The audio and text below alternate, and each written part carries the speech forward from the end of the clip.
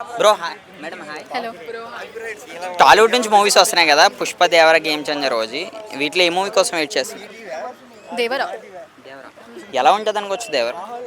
I think it will be nice because NTR is giving another huge movie. So, yeah, కొంచెం action ఎక్కువ ఉంటుంది. I think we'll see more fights. కొంచెం రక్తపాతం ఎక్కువ వస్తుందని I think I'm expecting. చూసుకుంటే songs అయితే రిలీజ్ అయింది కదా, ఫస్ట్ సాంగ్ ఎలా అనిపించింది? టైటిల్ సాంగ్ సాంగ్స్ వినలేదు నేను. టీజర్ చూసా. టీజర్ బాగుంది. టీజర్లో ఒక మూన్ సీన్ ఉంది కదా, ఎలా అనిపించింది? బాగుంది. నెక్స్ట్ ఎటువంటి అప్డేట్ కోసం వెయిట్ చేస్తున్నారు దేవర నుంచి? దేవరా నుంచా అంటే రిలీజ్ డేట్ ఇచ్చేస్తే కన్ఫర్మ్గా వచ్చేస్తుంది అంటే I will go and watch. But NTR కోసం అయితే డెఫినెట్లీ వాచ్. చూసుకుంటే రాజమౌళి గారితో ఏ హీరో మూవీ చేసినా సరే నెక్స్ట్ మూవీ అన్నది పక్కా డౌన్ అవుతుంది. సేమ్ అదే ఆచారం దేవర మీద పడే అవకాశం ఉందా ఆ నమ్మకం? No this is NTR. Come on, NTR is NTR. So I think ఆయన యాక్టింగ్ ఎప్పుడు యాక్టింగ్ కానీ డైలాగ్ డెలివరీ కానీ బాగుంటుంది. So I think he'll give is 100%.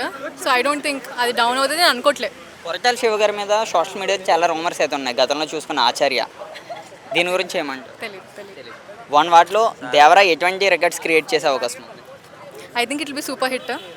కలికి 5 డేస్కి 500 crores అయితే కలెక్ట్ చేసింది. దేవర అంత రీచ్ అయ్యే అవకాశం ఉందా? Depends.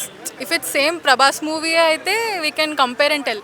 Different hero, different fan base ఉంది అండ్ కాన్సెప్ట్ కూడా డిఫరెంట్ కాబట్టి ఐ కాంట్ రియలీ కంపేర్.